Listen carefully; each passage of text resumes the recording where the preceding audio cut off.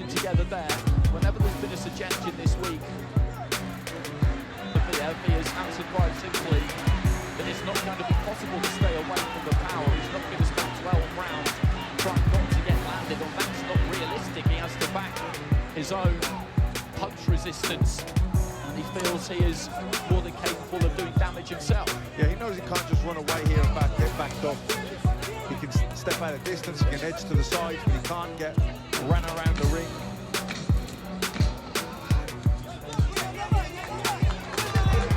Right at the end of the round there, Beterbiev has just stepped on Bivol. Bivol landed a couple of crunching punches, a decent 1-2 there as well. Very good finish to the first round there for DMITRY. Bivol caught Beterbiev on the rope, backed him up near side of the ring to us, and then followed it up nicely too. And also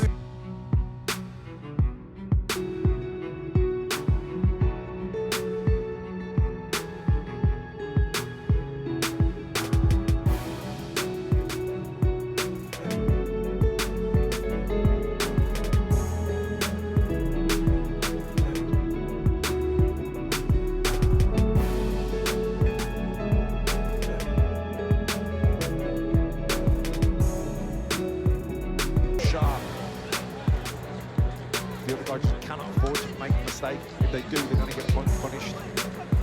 That's what this is, isn't it, Josh? It's a game of absolute fractions. It is, man. Like Matt said, you can't afford to make a mistake, man. For me, the first round, I give it to Bivol. It seemed a lot more busier. But listen, this is nothing strange from Beterbiev. It's a 12-round fight. For him, we know all he needs is one shot. To the jab there from Bivol. Looking to really turn over that right hand. Didn't quite have the distance correct that time. Beterbiev with those cute feet just pulled himself slightly out of distance. Good feet, Beterbiev, but also keeps the hands nice and high as well. So even if they do reach or get that bit close, he just catches them on his gloves and the forearms.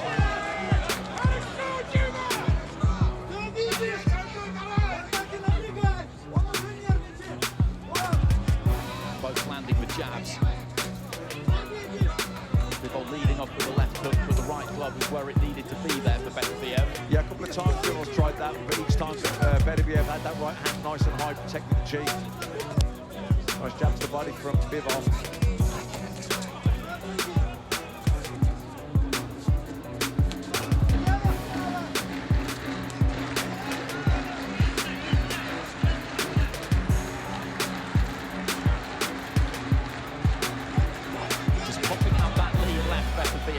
Trying to gauge the range. Hasn't really committed to a right hand in this round just yet, but he's marshalling Bivol around the ring. Bivol, though, taking a step back into the centre, maybe realising that he was dancing to Beterbiev's tune a little bit there. Beterbiev's so clever and so patient. As long as he's making Bivol exert more energy, move with more urgency than he wants to, he's happy enough to just stalking him. Man, I tell you one thing, he's done that a lot better this round. The pressure's been not a lot more, but it's been a lot than it was the previous round.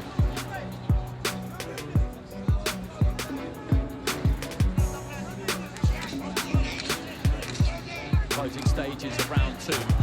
Left hand on the move there from Bivol.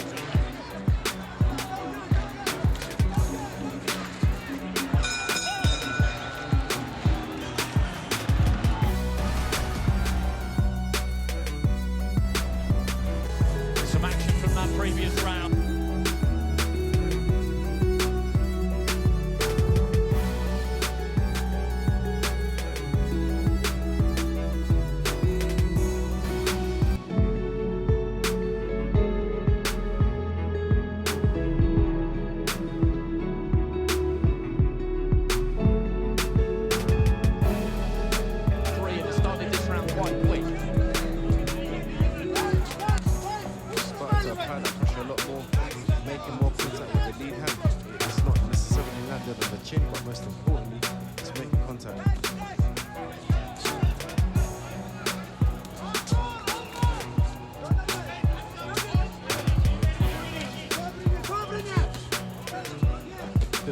go down to the body. Beterbiev just dropped the forearms on that one.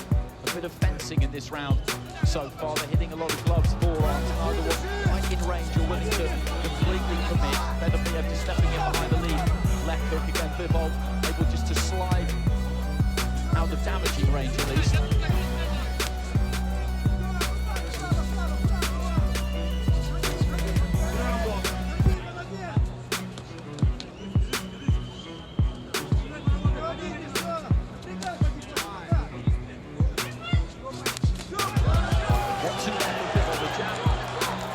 Pretty much got through the right hand, maybe not quite so much, but that's a couple of left hands, so they found the mark in the last few seconds. Just getting this thing slightly closer there, Bivol. The gloves are up for Beterbiev, but they're still registered. Yeah, definitely.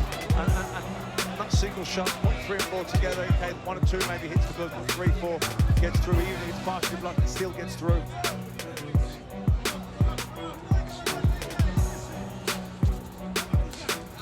Bivol knows it's going to be combinations, but also he doesn't want to turn his doors, and he wants to win these rounds by doing as little as possible.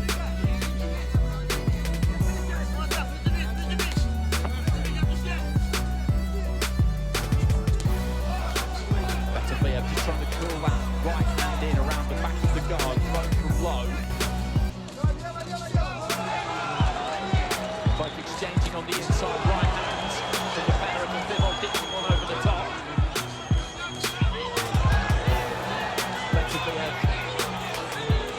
Short punches there, but you can just see the rotation in behind them.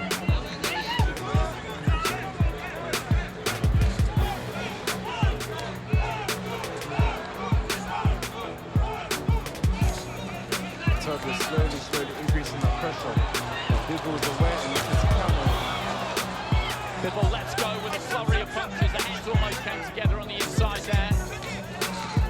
Beterbiev looks to try and step on it right at the end of the round and sink in a right hand. Bivol though with a right hand over the top and then steps away to his left. These are fascinating. Ronnie O'Sullivan looking on from ringside.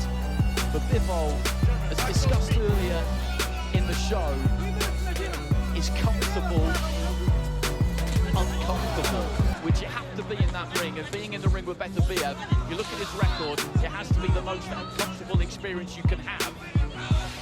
But the movement's so good from Bivol, he doesn't really stand still for very long at all. Even when he got backed up on the ropes a couple of times, he was very conscious where he was and was able to spin off and get back into the centre of the ring. Hasn't really allowed Beterbiev to pin him too long in the corners or on the ropes. Not yet anyway. That's a good combination from Bivol. He landed a single jab, then backed up, landed another jab, followed by the right hand, stepped off to the side. You have to be happy with that. Land that 1-2 and then move. Don't stay there for the counter, we'll be back at you. Keeping Beterbiev moving and turning as much as he can, making him reset, which is exactly what he's done there, just working around that front foot. Yeah, this is good from Bivol. Great lateral movement, letting the shots off, 1, 2, 3, and then spins up again. Again, making Beterbiev having to reset, come after him.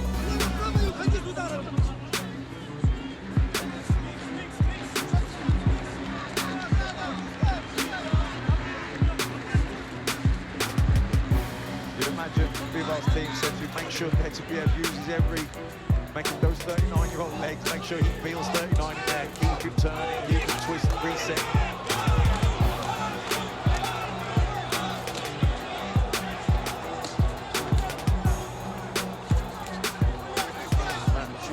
But as you can see, Beterbiev is still making good work every second for it. He may not be landing as much punches, but the pressure is constant. Yeah, and any time he gets to sink one into the body, he will as well. He's really economical.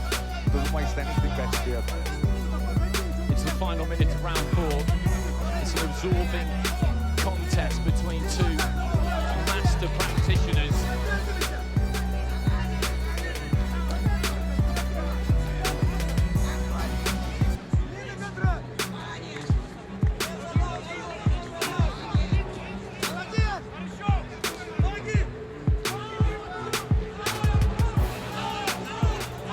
Beterbiev just shaking out those feet almost. He picks them up a little bit. He hasn't been able to put Bivol under the kind of pressure in round 4 that he was threatening in rounds 2 and 3, and that is to Bivol's absolute credit. He's had a good round here.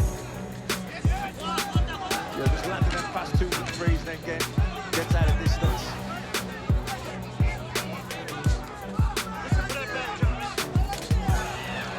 Beterbiev trying to let his hands go, but Bivol with the hand. There's not very much in this at all. Do you think, Josh, it would be fair to say it's 2 apiece maybe through the first?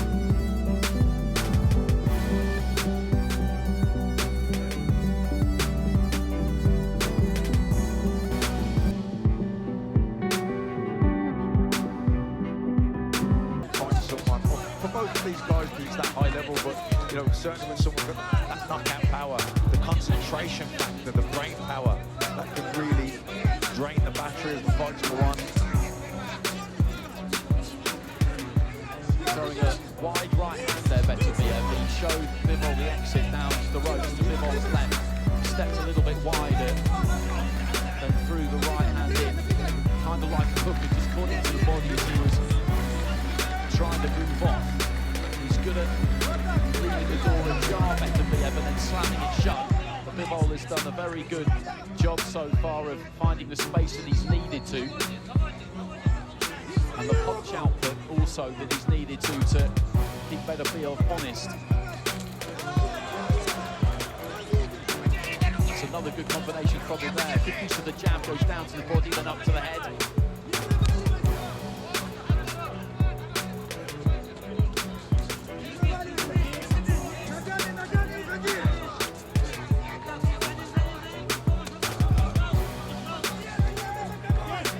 Trying to get those hands together in combination, Beterbiev, but Bivol is just interrupting him when he's trying to set up with just some good crisp punches.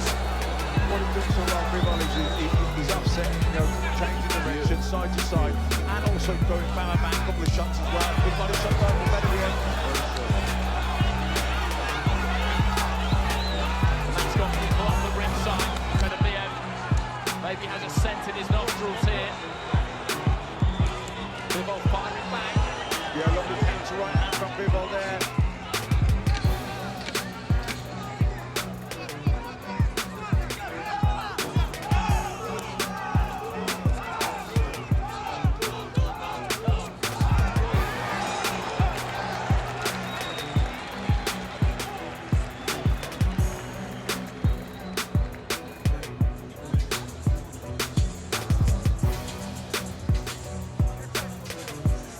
DMITRY leading that corner for DMITRY. Bivol, his father's in there as well.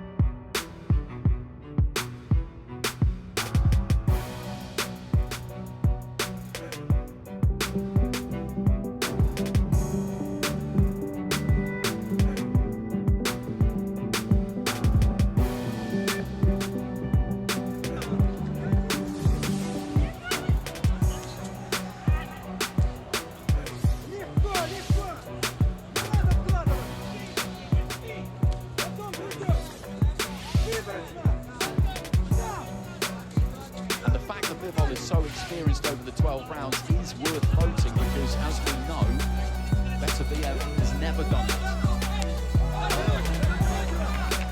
That doesn't mean he can't, but it hasn't happened due to the fact that he's stopped every single one of his opponents. He's looking to try and let that right hand go, but Bivol again just did well there. The guard was up. He rode it, allowed himself just to bounce back into the ropes, took the sting off it. Yeah, Beterbiev trying to target the body a bit more in this round. Good idea as well. They try and take the legs away from Bivol a little bit. Get those hands down.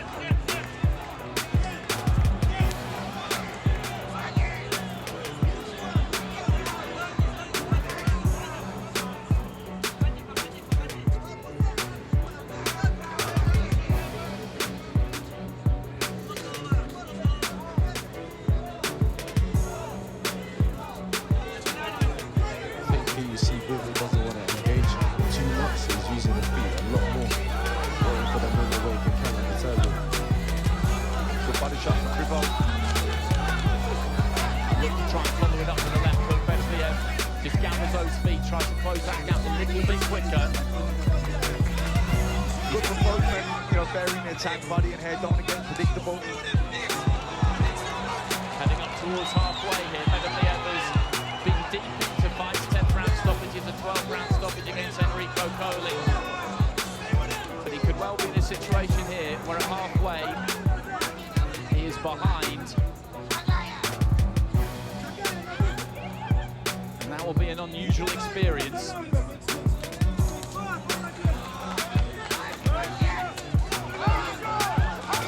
Bivol really sets his feet for the left hook there and tries to let the combination go. Good defense from Beterbiev.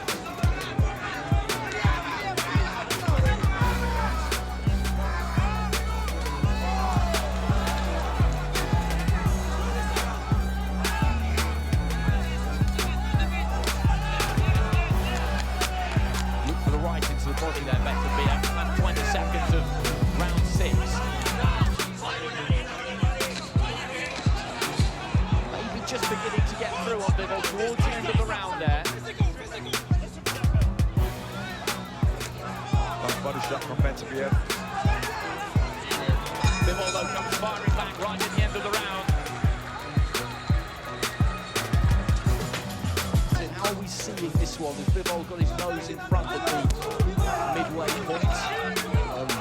Without scoring, I might have him a few rounds up. But again, Beterbiev started to plant some seeds to that body. He landed a flush shot there again, and I think that will pay off. But for me, I've got Bivol up by a few rounds.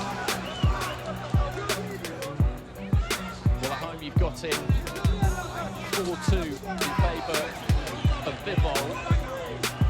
I think that's a solid score. I wouldn't have had it the way it is on that card, but 4-2 Bivol I can see 3-3 as well though, because there's not been much in some of these. I'd say that Bivol's round wins have maybe been a bit bigger possibly. Thinking particularly about rounds 1 and 4, but this is a tight affair as we knew it would be, and there's still such a long way to go. And as you said, so absorbing, the concentration factor is so intense. Both men will be feeling the pace, even when there's nothing, looks like nothing's happening, it's just pure intensity. Bivol opened up here, both body and head combination. That's like catching stuff from Bivol when he unloads and puts shots together as well. In close rounds, they're the things you remember. Those types of flurries, as you say, can be really important.